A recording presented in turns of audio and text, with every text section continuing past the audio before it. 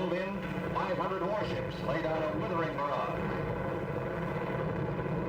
Troops move in aboard LCTs and LSTs, and it's the beginning of the end for Hitler's dreams of world conquest.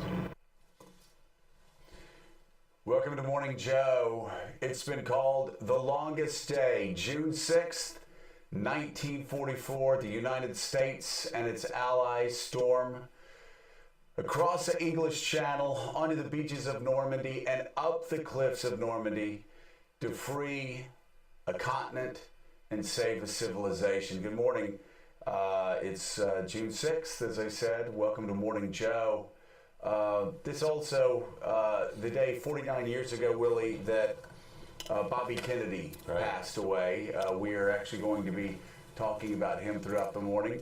And also another big day, Willie. The day, sometimes in the household it might have been called D-Day, but Carly Hoffer was born today, and Mika is with her daughter today, celebrating that. So three big events on this day. Three historic events, yes. Three historic events, and we're going to get John Meacham to weigh in, not on Carly, why that would be a little creepy. Instead, let's have you weigh in, John, on really a day that has come to symbolize actually heroism and bravery, not only for American troops, but also our allies in Britain and across the world. And what a reminder this morning as we remember the brave troops that rushed ashore. What a reminder this morning of our allies and the key role that our allies played. Oh, it was the hinge of the 20th century, what happened today. In 1944, it was what Winston Churchill called the greatest and most complicated operation ever, as the Allies went across the Channel. The story of World War II in many ways is the story of the forces of freedom finally doing what was right in the American sense. As Churchill said, you can always trust the Americans to do the right thing after we've exhausted every other possibility.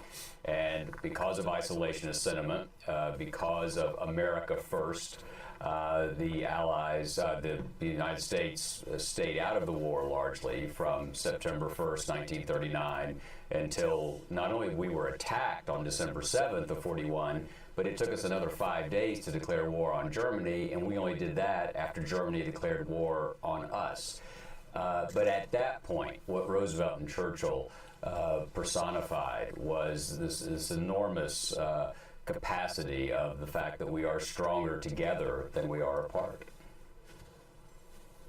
And it's something I tweeted out early this morning, just showing exactly who was there with us. That yes, the United States certainly led the charge, but there was also Great Britain, divisions of Great Britain, and the Canadians, and Willie, troops from all over the world that were supporting our efforts on that day. But really, just an unbelievable day. And Willie, when everybody's talking about how the British were reeling and couldn't endure what happened a couple of days ago, the Brits took that quite personally for a lot of different reasons, but they also endured the Battle of Britain alone in 1940 and helped save civilization to keep us in a position where we actually could have our troops help them storm across the beaches of Normandy.